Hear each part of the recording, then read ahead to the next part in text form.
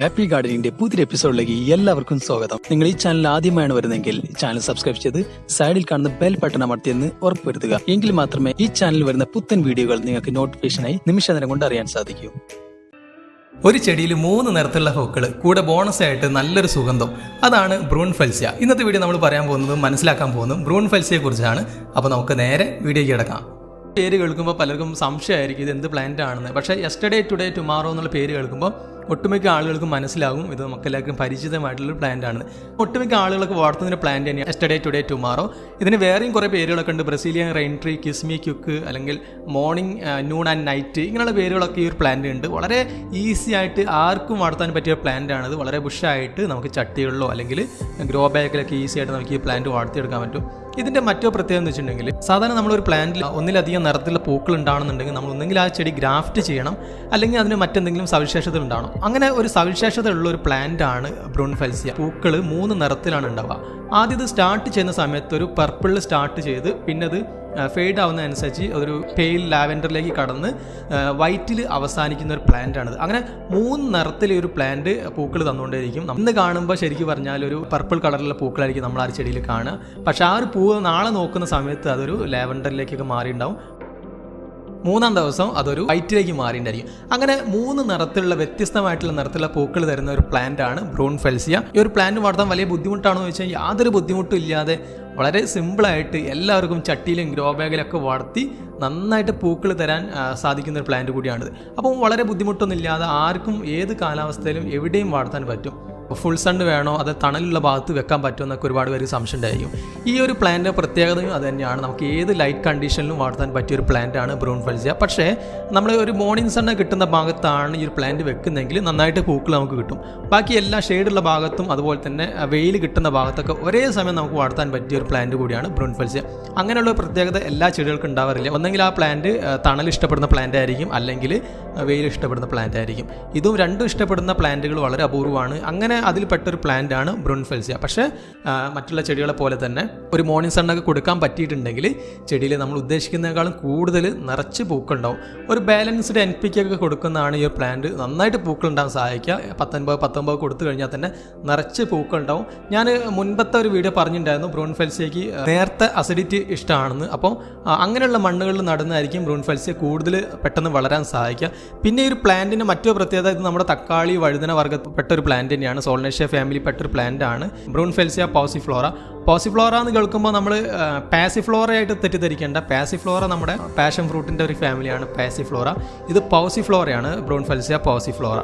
അപ്പോൾ ഒരുപാട് സവിശേഷതകളുള്ളൊരു പ്ലാന്റാണ്. നമ്മളൊക്കെ സാധാരണ ഒരു ചെടിയിൽ 3 നിറത്തിലുള്ള പൂക്കളൊക്കെ കിട്ടണമെന്നുണ്ടെങ്കിൽ ഗ്രാഫ്റ്റ് ചെയ്യുക, ബെഡ് ചെയ്യുകയൊക്കെ ചെയ്യണം. പക്ഷേ ഈ പ്ലാന്റ് ജന്മന അങ്ങനെ തന്നെയാണ്. ഒരു പ്ലാന്റ് തന്നെ 3 തരത്തിലുള്ള പൂക്കൾ തന്നുകൊണ്ടിരിക്കും. കുറച്ച് കാലങ്ങൾക്ക് മുമ്പ് നഴ്സറികളിലൊന്നും ഈ ഒരു പ്ലാന്റ് അത്ര പെട്ടെന്ന് കിട്ടിയിരുന്നില്ല. ഇപ്പോൾ ഈ ഒരു സമയങ്ങളിൽ ഒരുപാട് പേര് നഴ്സറികളിൽ പോയിട്ട് ഈ ഒരു പ്ലാന്റ് ചോദിക്കുന്ന കാരണം, അതുപോലെ തന്നെ ഈ ഒരു പ്ലാന്റിൻ്റെ പ്രത്യേകതയൊക്കെ കാരണം ഇപ്പോൾ എല്ലാ നഴ്സറികളിലും ഈ പ്ലാന്റ് വരാറുണ്ട്. ഞാൻ പോകുന്ന പല നഴ്സറികളിലും ഈ പ്ലാന്റ് കാണാറുണ്ട്. അപ്പോൾ നിങ്ങൾക്ക് ഈ പ്ലാന്റ് ആവശ്യമുണ്ടെങ്കിൽ അടുത്തുള്ള നഴ്സറിയിൽ പോയി കഴിഞ്ഞാൽ സുഖമായിട്ട് നിങ്ങൾക്ക് കിട്ടും. ഈസി ആയിട്ട് കിട്ടുന്ന ഒരു പ്ലാന്റാണ്, ഈസി ആയിട്ട് വളർത്താൻ പറ്റുന്ന പ്ലാന്റാണ്.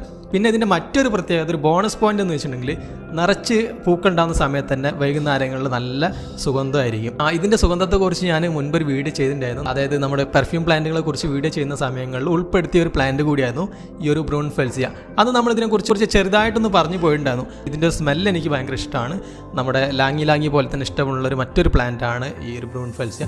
ഈ വൈകുന്നേരങ്ങളിൽ സാധാരണ എനിക്ക് കിട്ടുന്ന ഒരു സ്മെല്ല് എന്ന് പറഞ്ഞു കഴിഞ്ഞാൽ ബ്രൂൺ ഫെൽസിയ, ലാങ്ങി പ്ലസ് ജാസ്മിൻ, ഇതിൻ്റെ ഒരു സ്മെല്ല്, സമ്മിശ്രമായിട്ടുള്ള സ്മെല്ല് എനിക്ക് വൈകുന്നേരങ്ങളിൽ ഒരു പ്രത്യേക ഒരു കോർണറിൽ ഞാൻ വെച്ച് കാരണം എനിക്ക് കിട്ടാറുണ്ട്. അപ്പോൾ ആ ഒരു ഭാഗത്തുനിന്ന് ഈ ഒരു പ്രത്യേക ഈ മിക്സ്ഡ് ആയിട്ടുള്ളൊരു സ്മെല്ല് വരും, വല്ലാത്തൊരു അനുഭൂതിയാണ്.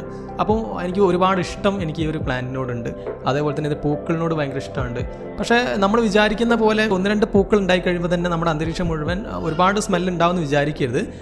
നിറച്ച് പൂക്കൾ ഉണ്ടാവുകയാണെങ്കിൽ ഒരു ബുഷായിട്ട് വളർന്നിട്ട് അതിൽ ഒരുപാട് പൂക്കൾ ഉണ്ടാവുകയാണെങ്കിൽ നമുക്ക് നമ്മൾ വിചാരിക്കുന്ന പോലെ അന്തരീക്ഷമൊക്കെ നല്ല സുഗന്ധത്തിലേക്ക് ചെടി മാറും. അല്ലാതെ 1-2 പൂക്കൾ ഉണ്ടാകുമ്പോൾ തന്നെ ഭയങ്കര സ്മെല്ലാണെന്ന് തെറ്റിദ്ധരിക്കാൻ പാടില്ല. കാരണം വൈകുന്നേരങ്ങളിലാണ് ഈ ഒരു പ്ലാന്റിലും സ്മെല്ല് നന്നായിട്ട് പുറപ്പെടുവിക്കുക. രാവിലെയൊക്കെ സ്മെല്ല് ഉണ്ടാകും, പക്ഷേ കുറവായിരിക്കും.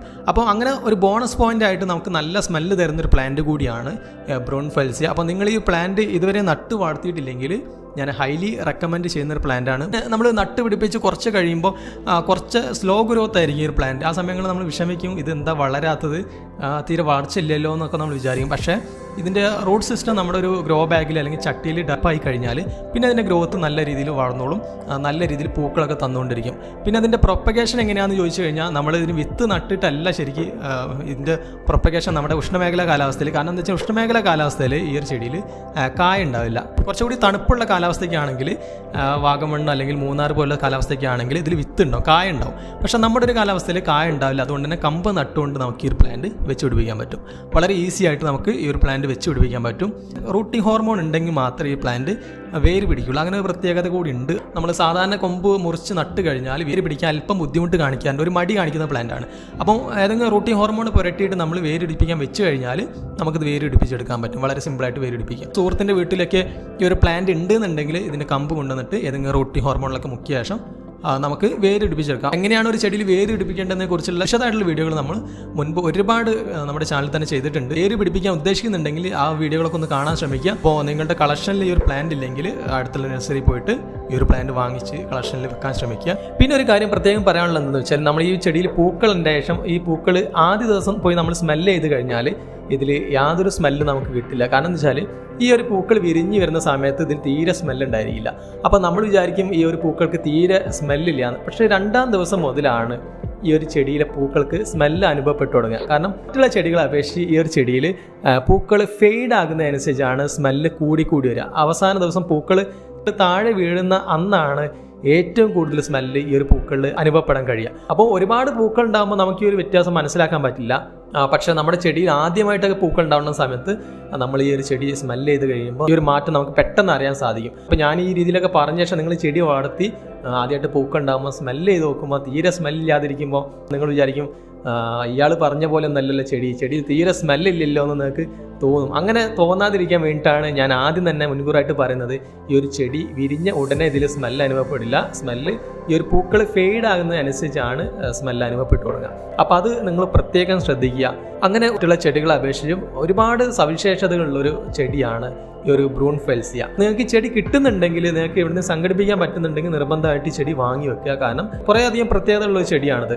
എനിക്ക് ഒരുപാട് ഇഷ്ടപ്പെട്ട ചെടിയാണ്. നിങ്ങൾക്കും എന്തായാലും ഒരു ചെടി ഇഷ്ടപ്പെടുക തന്നെ ചെയ്യും. നിങ്ങൾ ഈ ഒരു പ്ലാന്റ് വളർത്താൻ ഉദ്ദേശിക്കുന്നുണ്ടെങ്കിൽ നിങ്ങളുടെ വീട്ടിലുള്ള ജാസ്മിൻ പ്ലാന്റിൻ്റെ കൂടെ വളർത്താനാണ് ഞാൻ സജസ്റ്റ് ചെയ്യുക. കാരണം ഈ ജാസ്മിൻ്റെ സ്മെല്ലും പ്ലസ് ബ്രൂൺ ഫെൽസിയുടെ സ്മെല്ലും കൂടി മിക്സിലായിട്ട് വരുന്നൊരു സുഗന്ധമുണ്ട്. ആ ഒരു സുഗന്ധത്തിന് പ്രത്യേക ഒരു അനുഭൂതിയാണ്. അത് അനുഭവിച്ചിട്ടുള്ളവർക്ക് അത് മനസ്സിലാക്കാൻ പറ്റും. ഒരു പ്രത്യേക ഒരു സ്മെല്ലാണ്. ആ ഒരു സ്മെല്ല് എങ്ങനെയുണ്ടെന്ന് നിങ്ങൾ ഈ വീഡിയോയ്ക്ക് താഴെ കമൻറ്റ് ചെയ്യാം. അപ്പോൾ ഇന്നത്തെ വീഡിയോയിൽ ബ്രൂൺ ഫെൽസിയെക്കുറിച്ചും അതിൻ്റെ കെയറും മറ്റുള്ള സവിശേഷതകളെ കുറിച്ചൊക്കെയാണ് പറയേണ്ടത്. വീഡിയോ എല്ലാവർക്കും ഇഷ്ടപ്പെട്ടുണ്ടായിരിക്കും എന്നാണ് എൻ്റെ വിശ്വാസം. അപ്പോൾ അടുത്ത വീഡിയോയിൽ മറ്റൊരു വിഷയമായിട്ട് കാണുന്നവരെ ഹാപ്പി ഗാർഡനിങ്.